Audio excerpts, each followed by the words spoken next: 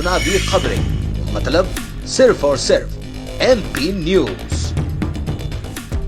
नमस्कार, आप देख रहे हैं एमपी न्यूज और एमपी न्यूज यानी कि चुनावी खबरें मतलब एमपी न्यूज। जी हां, आज हम आपको मध्य प्रदेश की तमाम सीटों के सुपर सर्वे बता रहे हैं। 28 सीटों का सियासी हाल बता रहे हैं और ये एक ऐसा एरियल सर्वे है जो कि एमपी न्यूज की एडिटोरियल टीम ने इसे अंजाम दिया है ताकि आप तक यानी कि मध्य प्रदेश की जनता तक ये बताया जा सके कि सियासी दलों की धड़कनें आखिर इन दिनों क्यों तेज हैं। 3 नवंबर की तारीख को मतदान है और उसके बाद 10 नवंबर की तारीख को मतगणना है। उसी के साथ तय हो जाएगा एमपी का भविष्य और भारत के दिल में क्या बीजेपी का कमल ही खिला रहेगा या फिर हाथ के पंजे को दोबारा जनता मौका देने वाली है। ये तमाम सीटों का सुपर सर्वे हम आप तक पहुंचा रहे हैं। स्थानीय स्तर पर कुछ सवाल तैयार किए गए, रैंडमली इस रिसर्च को अंजाम दिया गया ताकि रैंडम जवाब के साथ एक सांकेतिक तौर पर सर्वे को पूरा किया जा सके और तमाम सीटों का सूरत हाल एमपी न्यूज के दर्शकों तक पहुंचाया जा सके। तमाम जानकारियों के लिए फिलहाल इस खास सेगमेंट में हमारे साथ जुड़ेंगे एमपी न्यूज के स्पेशल कॉरेस्पॉन्डेंट शार्दुल राठौर, जिनसे हम जानकारी लेंगे ग्वालियर की 9 सीटों की और चंबल की 7 सीटों की। आपको बता दें, ग्वालियर ये वो क्षेत्र है जिसे कि ज्योतिरादित्य सिंधिया की प्रतिष्ठा और ज्योतिरादित्य सिंधिया का गढ़ कहा जाता है। सिंधिया के किले से ही यानी कि महल से ही राजनीति शुरू होती है और कहा जाता है कि जनता की सेवा के साथ सिंधिया के किले पर जाकर ही राजनीति पर पूर्ण विराम लग जाता है। ग्वालियर के तहत 9 सीटें आती हैं। अशोकनगर, भांडेर, पोहरी, कुरेरा, मुंगावली, बमोरी, ग्वालियर पूर्व, ग्वालियर और डबरा, ये वो 9 सीटें हैं जो कि ज्योतिरादित्य सिंधिया का भविष्य भी तय करेंगी। ये वही सीटें हैं जिसे लेकर बार बार ज्योतिरादित्य सिंधिया कह रहे हैं कि ये ज्योतिरादित्य सिंधिया की प्रतिष्ठा की लड़ाई है, ये ज्योतिरादित्य सिंधिया के मान और सम्मान का चुनाव है। जी हां, ये उपचुनाव नहीं बल्कि ऐसा कहा जा रहा है कि दिग्गज नेताओं की साख को दांव पर लगाने वाला एक ऐसा उपचुनाव है, एक ऐसी घड़ी है जिसे जनता जनार्दन पूरी सूझबूझ के साथ देख रही है।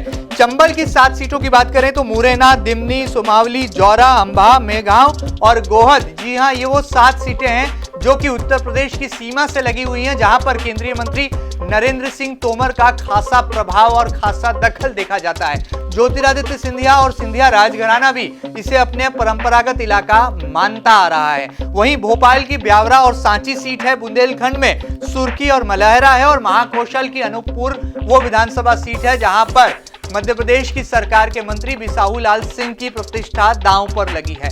सीटों पर बाद में बात करेंगे, लेकिन इस अंचल में क्या सियासी हवाएं चल रही हैं, शार्दुल राठौर ने एक रिसर्च की है, वहां के तमाम संवाददाताओं से चर्चा की है, स्थानीय स्तर पर जनता की नब्ज टटोलने की कोशिशें की हैं और इस रिसर्च को अंजाम दिया है। इसका आंकड़ा अब सीधे पूरी सियासी तस्वीर की सांकेतिक परिभाषा को कहता है। शार्दुल जी, क्या लगता है आपको? जी, जो ग्वालियर और चंबल संभाग है वहाँ की जो सीटें हैं वो उपचुनाव के लिहाज से बेहद ही महत्वपूर्ण और वहाँ के मुकाबले जो हैं वो बेहद ही रोमांचक माने जा रहे हैं, क्योंकि इस बार जब चुनाव हो रहे हैं तो जो ज़्यादातर चेहरे हैं जो चुनाव में उतरे हैं, चाहे वो भाजपा से हो चाहे कांग्रेस से हो, जो चेहरे चुनाव मैदान में दोनों ही पार्टियों ने उतारे हैं वो ऐसे चेहरे हैं जो दल बदल की राजनीति के बाद जनता के बीच में पहुंचे हैं। तो कहीं ना कहीं वहाँ पर जो फैक्टर है वो एक तरह से देखा जाए तो वहाँ के जो मुद्दे हैं, तो ग्वालियर और चंबल संभाग में मुद्दे दूसरी तरफ चले जाते हैं। पहला मुद्दा जो आता है वो चेहरे का मुद्दा आता है। तो ग्वालियर चंबल संभाग में जितनी 16 विधानसभा सीटें हैं जहाँ पर उपचुनाव होना है, उन 16 सीटों में से अगर बात की जाए ग्वालियर की, तो ग्वालियर में ऐसी 9 सीटें हैं जहाँ पर उपचुनाव हो रहे हैं और चंबल संभाग में, चंबल क्षेत्र में जो सीटें हैं वो 7 सीटें हैं। बात की जाए मुकाबले की तो दोनों ही क्षेत्र में अगर बात की जाए तो ग्वालियर में जो 9 सीटें हैं उसमें से 4 कांग्रेस की तरफ जाती हुई दिख रही है और 4 भाजपा की तरफ जाती हुई दिख रही है। वहीं एक सीट पर यहाँ पर कड़ा मुकाबला देखने को मिल रहा है। वहीं बात की जाए चंबल में तो यहाँ पर 7 सीटें हैं कुल जहाँ पर उपचुनाव होना है, उसमें से 2 सीटें कांग्रेस की तरफ जा रही है और 2 सीटें भाजपा की तरफ जाती हुई दिख रही है, जहाँ पर भाजपा और कांग्रेस मजबूत है। लेकिन यहाँ पर एक आपको आश्चर्य होगा कि जो 3 सीटें हैं वहाँ पर कांटों की टक्कर देखने को मिल रही है। उसका कारण भी मैं आपको बताना चाहूँगा कि जो चंबल का क्षेत्र है वो उत्तर प्रदेश की सीमा से लगा हुआ क्षेत्र है और यहाँ पर मायावती की पार्टी यानी बसपा, उसका एक मतलब एक प्रभाव दबाव देखने को मिल सकता है, क्योंकि लगातार जब पिछले जो चुनाव हुए हैं दो बार विधानसभा के मध्य प्रदेश में, उसमें कहीं ना कहीं मायावती की पार्टी के जो उम्मीदवार हैं उन्होंने अपनी आमद मध्य प्रदेश में उसी क्षेत्र से दर्ज की थी और उसके पीछे एक कारण भी सामने आया है कि वहाँ पर जो उम्मीदवार उतारे जाते हैं उनके चेहरे जो रहते हैं वो मतदाता को प्रभावित करते हैं।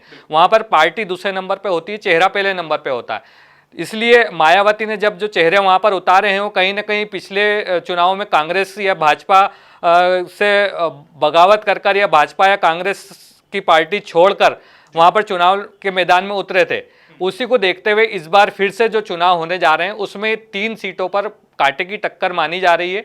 और इन कांटों की टक्कर में एक समीकरण और सामने आया है कि जब जब भी यहाँ पर दल बदल के बाद जो चेहरा चुनाव में बार बार पार्टियां बदलकर मैदान में उतरा है उसे हमेशा हार का सामना करना पड़ा है। तो देखने यहाँ का जो मुकाबला है वो इसलिए रोमांचक हो जाएगा क्योंकि यहाँ पर जिस तरह से अभी जो दल बदल के बाद मध्य प्रदेश में उपचुनाव हो रहे हैं, ऐसे में वो चेहरा जो पहले दूसरी पार्टी में था अब इस पार्टी में आ चुका है, उसके लिए जीत थोड़ी मुश्किल हो जाएगी क्योंकि जनता जो है वो वहाँ पर अपने जो मुद्दे हैं, विकास के मुद्दे हैं या अन्य कोई मुद्दे हैं, उनको दूसरी तरफ रख रही है। पहले उनके लिए प्राथमिकता ये है कि जो हमारा प्रतिनिधि है, जो हमारा प्रत्याशी जिसको हम चुनेंगे वो दल बदल में विश्वास नहीं रखता हो। वहीं अगर ग्वालियर बेल्ट की बात की जाए तो यहाँ पर सिर्फ एक ही सीट पर कांटे का मुकाबला है, लेकिन जो दूसरी सीटें हैं वो बराबरी से कांग्रेस और भाजपा में बढ़ती हुई दिखाई दे रही है। उसके पीछे कारण ये माना जाएगा कि ये जो ग्वालियर बेल्ट है ये कहीं ना कहीं ज्योतिरादित्य सिंधिया के दबाव प्रभाव का क्षेत्र माना जाता है। लेकिन जो पिछला लोकसभा चुनाव था वहाँ पर एक आश्चर्यजनक घटना हुई थी जिसमें ज्योतिरादित्य सिंधिया आश्चर्यजनक तरीके से चुनाव हार चुके थे और उस हार के बाद कहीं ना कहीं जो सिंधिया घराना है उसमें कहीं ना कहीं एक अपमान की तरह कुछ महसूस किया था उन्होंने। बाद में जब कांग्रेस की सरकार मध्य प्रदेश में बनी, विधानसभा चुनाव हुए, तब उसके बाद जो समीकरण बने और दल बदल हुआ, सिंधिया समर्थक भाजपा में पहुंचे, तो अब वहाँ की परिस्थितियाँ बदल चुकी है। अब ऐसे में जो ग्वालियर संभाग है वहाँ पर अभी जो फैक्टर जो चल रहा है वो फैक्टर ये है कि दल बदल का विरोध करना, मतलब जिसने बगावत की है, जो मतलब बगावत के साथ दूसरी पार्टी में पहुँच गए, गद्दारी की है, उस पार्टी का जो चेहरा है उसको चुनाव में हराना। अभी तक वहाँ पर जो उपचुनाव के दौरान प्रचार प्रसार हुआ वहाँ पे जनता से जो फीडबैक मिला है वो वहाँ पर इस तरह का फैक्टर काम कर रहा है। अब देखना ये होगा कि जो 3 तारीख को चुनाव होना है उस चुनाव में वहाँ की जनता किसका साथ देती है और किसको अपना मत देती है। बिल्कुल बड़ी बात है। यहाँ पर ग्वालियर की जो 9 सीटें हैं इसमें जरूर मुकाबला रोचक दिखाई देता है। 4 सीटों पर भारतीय जनता पार्टी और 4 सीटों पर कांग्रेस यहाँ पर टक्कर में है, यानी कि कहा जा सकता है कि मुकाबला बेहद दिलचस्प है। ऊंट किस करवट बैठेगा इसका फैसला तो 10 नवंबर को ही हो पाएगा, लेकिन संकेतों में ही सही, एरियल सर्वे के जरिए ही सही, ये दोनों ही दलों के लिए धड़कने बढ़ा देने वाली खबर है। चंबल की 7 सीटों की जरूर हम बात करें तो यहाँ पर स्थानीय स्तर पर कई मुद्दे जरूर हैं, लेकिन दल बदल की राजनीति का जो बड़ा मुद्दा है वो लगता है कि तमाम मुद्दों को पीछे छोड़ देगा और इस सियासी मुद्दे के आधार पर ही इस पूरे इलाके का भविष्य तय हो पाएगा। शार्दुल जी, यदि चंबल की 7 सीटों की हम बात करें तो ये वो सीटें हैं जहां पर केंद्रीय मंत्री नरेंद्र सिंह तोमर भी लगातार मेहनत कर रहे हैं। बीजेपी के प्रदेश अध्यक्ष विष्णुदत्त शर्मा भी इन सीटों पर लगातार चुनावी सभाएं कर चुके हैं और साथ ही साथ मुख्यमंत्री शिवराज सिंह चौहान और ज्योतिरादित्य सिंधिया की जोड़ी भी लगातार चंबल में सक्रिय रही है। क्या लगता है 7 सीटों में से कितना करवट यहाँ पर ऊंट किस करवट बैठ रहा है?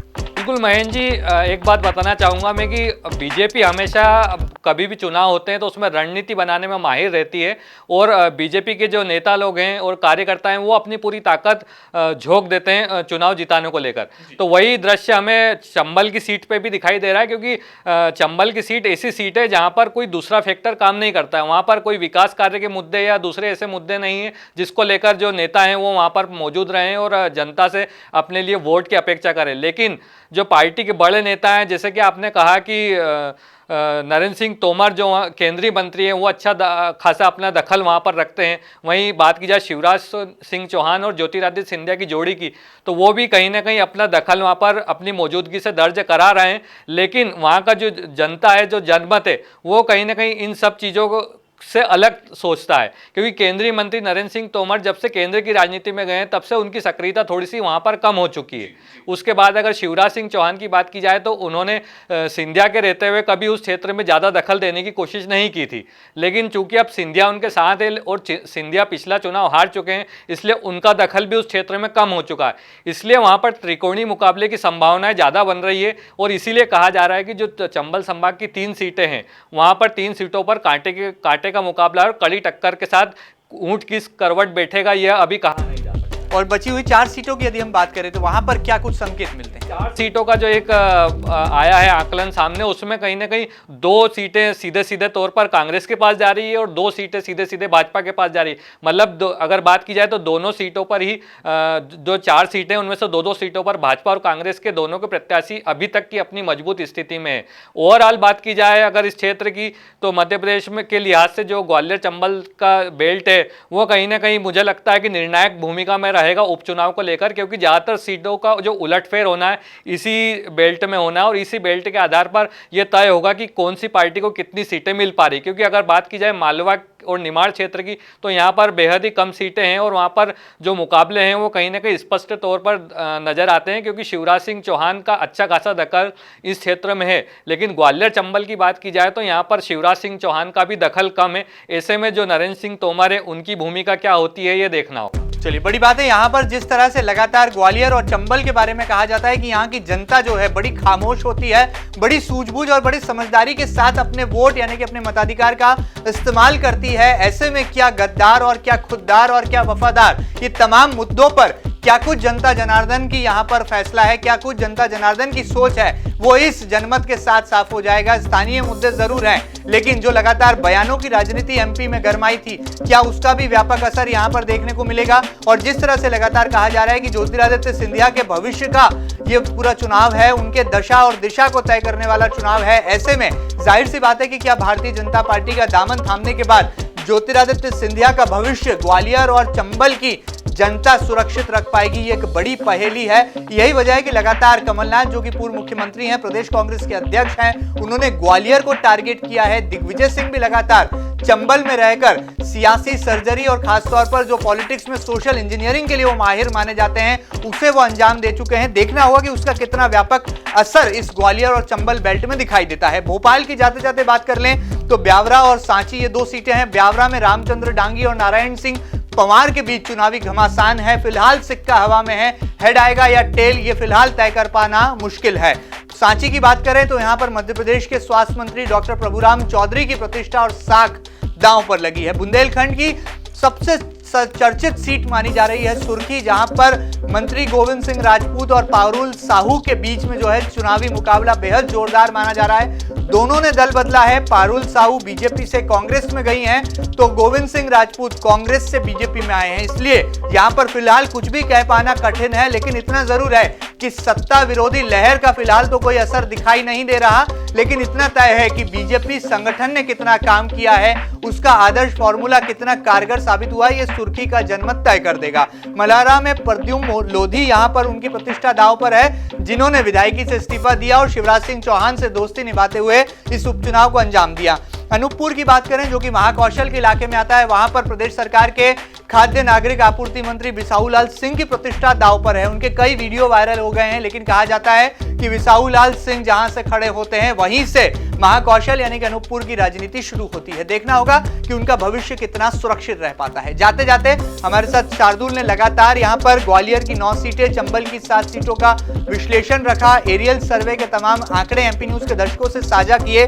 3 सबसे चर्चित सीटें हैं इस रीजन की, वो आपको बता दें। डबरा जो कि ग्वालियर में आती है, यहां से इमरती देवी और सुरेश राजे का भविष्य दांव पर है। इमरती देवी यहां पर सुरक्षित मानी जा रही हैं, क्योंकि जो आइटम शब्द जिसे लेकर मध्य प्रदेश की राजनीति में हवाएं तेज हुई, सियासी तूफान आया, उसे लेकर इमरती देवी आश्वस्त हैं कि महिला सम्मान में डबरा की जनता है मैदान में। बहरहाल जनता तय करेगी कि उनका भविष्य क्या होगा।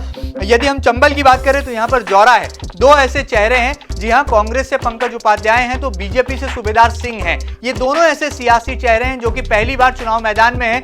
टक्कर बड़ी जोरदार है। कमलनाथ और जीतू पटवारी की पूरी सेना पंकज उपाध्याय के लिए लगी है, तो सूबेदार सिंह के लिए बीजेपी संगठन और केंद्रीय मंत्री नरेंद्र सिंह तोमर का सियासी फॉर्मूला चल रहा है। बुंदेलखंड की सबसे चर्चित सीट की बात करें तो सुर्खी है। जी हाँ, ये वही सुर्खी है जो लगातार सुर्खियों में बनी हुई है। गोविंद सिंह राजपूत और पारुल साहू हैं। सिक्का हवा में है, हेड आएगा टेल, ये जनता तय करेगी। लेकिन जनता जनार्दन के लिए एमपी न्यूज के सुपर सर्वे के जो आंकड़े हैं वो बहुत ही रोचक हैं। तकरीबन 13 सीटों पर भारतीय जनता पार्टी फिलहाल बढ़त बनाती दिखाई दे रही है। कांग्रेस फिलहाल 10 सीटों पर बढ़त बनाए हुए हैं, जबकि 5 ऐसी सीटें हैं जिस पर कुछ भी कह पाना बेहद कठिन है। यानी कि सत्ता के निकट तो दोनों ही राजनीतिक दल खड़े नजर आ रहे हैं। अब आगे क्या होगा ये जनता तय करेगी।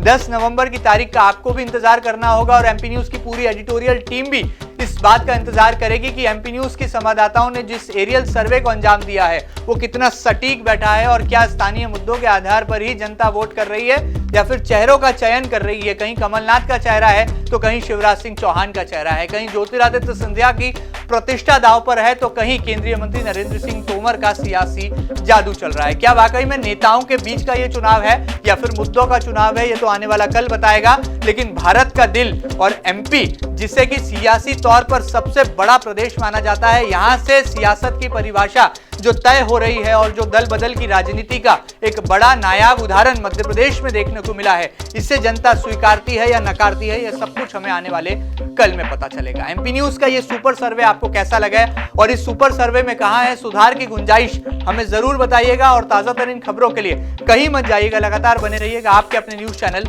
एमपी न्यूज के साथ। फिलहाल दीजिए इजाजत, चुनावी खबरें यानी कि सिर्फ और सिर्फ एमपी न्यूज। नमस्कार। आई है फिर वोट देने की बारी,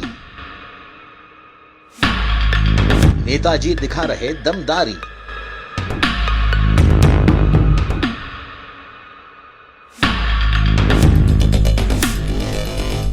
हो रहा शोर, कहीं टक्कर कहीं बराबरी, जनता है जनार्दन दिखाएगी होशियारी। खबरों का खिल रहा संसार,